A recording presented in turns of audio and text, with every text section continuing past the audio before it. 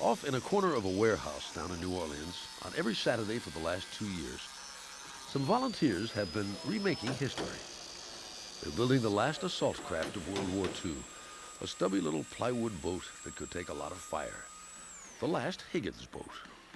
Every American that went ashore in World War II, whether it was North Africa, or Sicily, or Italy, or France, or in the Pacific Islands, went ashore on a boat built by Andrew Higgins in New Orleans. Historian Stephen Ambrose heard no less an authority than Dwight Eisenhower, the Supreme Commander, credit the Allies' victory in World War II to a small New Orleans boat builder. He said if Andy Higgins had not developed and then produced those Higgins boats, we never could have gone in over an open beach. We'd have had to change the whole strategy of the war. So he's the man who won the war for us. So Ambrose began creation of the National D-Day Museum to open next year in New Orleans, the home of Andrew Higgins and of the humble wooden boat that helped win the war. Coast Guard Lieutenant Jimmy Duckworth was in charge of finding an authentic World War II Higgins boat for the museum, but he discovered the years had taken their toll. So after the war, a lot of them were surplused and whatnot. They didn't hold up well in the water through years of use, and one by one they all went to the bottom. Even though 21,000 were built, not one could be found. Then, one day, an old veteran paid Jimmy Duckworth a visit. He sat on my desk and looked me in the eye and said, if I was half your age, I'd get off my butt and build one. 15.5 inches? But where do you start if you're trying to make something so accurate and true that it deserves to be in a museum? We may have to end up welding a little strip in there. With someone who was there. Graham Haddock went to work for Andrew Higgins back in the 30s. He had a terrific imagination, and like when I was a draftsman, he would come in and say, I had a dream last night, and I want you to put it on paper. One of the ideas Graham Haddock helped Higgins with was a shallow draft skiff used by fur trappers and oil explorers in the bayous of Louisiana. They called it a Eureka, which is what the Marines said when they saw it. The Marines said, that's it. That's what we want. Because that Higgins boat could go right into the shore. And it only drew about that much water. The Marines asked if Higgins could modify the bow with a ramp so that in battle, men weighted down with gear could get off fast. Drop that ramp, and you got 30 men charging out, firing. So you've got a platoon of men right away, right at that spot. Immediately, he accepted the idea, said, send them down, send the photo down, we'll do it. And they did it in a matter of days. Jerry Strahan is Andrew Higgins' biographer. He says Higgins would grasp an idea and run with it. With the added ramp, not only men but material could be unloaded on the beaches. This would give the military the perfect link between the ships at sea and the shore. Orders for these landing craft poured in, and Higgins' company exploded from 50 employees to 20,000. Going so fast, the city closed access around their factories so that workers could build boats in the streets, day and night.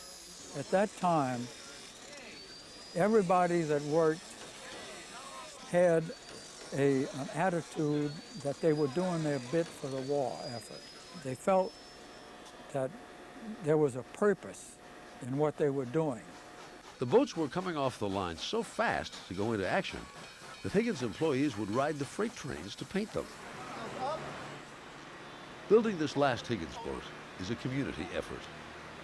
Local industries and companies that gave us everything from wood to nails to screws, the mahogany we needed, the woodworking equipment that you see here today, the facility we're in was donated.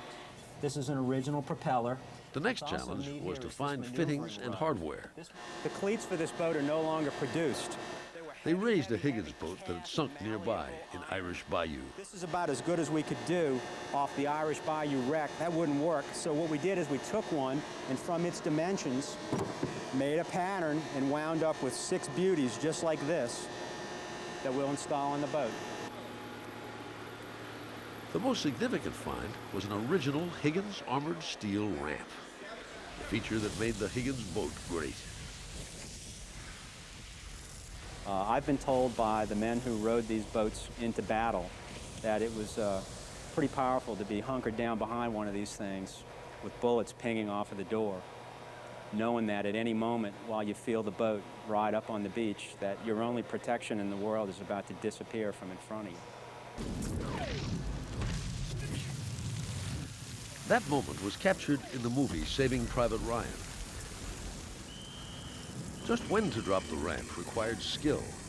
Too soon, and the men strapped with 80 pounds of gear would be thrown into deep water. To prevent such disasters, Andrew Higgins ran a training course. As the designer, builder of amphibious and landing craft equipment, it is proper. At his own expense, Higgins made 30,000 soldiers into boat drivers. Bring the boats on in and dam the obstacles. You must know your boat and what makes it tick. Richard McDerby was the chief instructor. For weeks, he would make them do 100 beach landings a day out on Lake Pontchartrain. Well, it was a lot of fear, a lot of worry. And the biggest job we had was a guy that on the boat and he couldn't swim. He's worried about getting out of that boat in the water than he is somebody shooting at him. So that's why we'd say, don't worry, we're going to put you up on the beach where you can walk off. Roy Redler was a 17-year-old Marine when he rowed a Higgins boat onto Iwo Jima. They would line them all up like racehorses, and then they would give the signal to head for the beach. The boat I was on began to sink before we got in, and it was too close to do anything about it, so they just kept driving, and it was just lunging into the waves. Finally, we scraped bottom on the beach, and they dropped the ramp, and water and everything flowed out the front, but we made it. Don Summers drove a Higgins boat onto the beaches of the Philippines.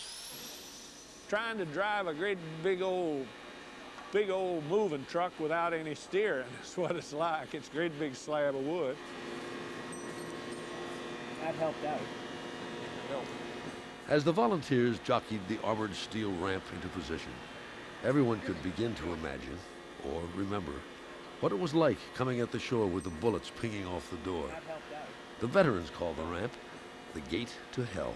So when that ramp's up in front of you, it's not nearly as spooky. But when you hit the beach and that ramp drops down, it's just like kicking the end out of an egg crate. And there you are sitting there. They said, well, man, did the guys not want to get off of the boat? No, there was no problem getting them off, because when you dropped that ramp right on a bare beach, they were looking for some tree to get behind or a hole to dig. So you never had any problem getting them off. I mean, they got off of there as fast as that thing hit the beach and started digging holes. That's it. This boat is a labor of love and respect for the men who fought the war and for the people who worked at Higgins. Well, anyway, that's what the boat's going to look like. In the National D-Day Museum, it will stand as a symbol of the war effort on the beaches and the home front. Historian Stephen Ambrose. This is a legacy to the men of D-Day. This is their memory. This is their legacy. It's what they did that we are honoring. And we honor a forgotten hero and his little boat that helped to win the war.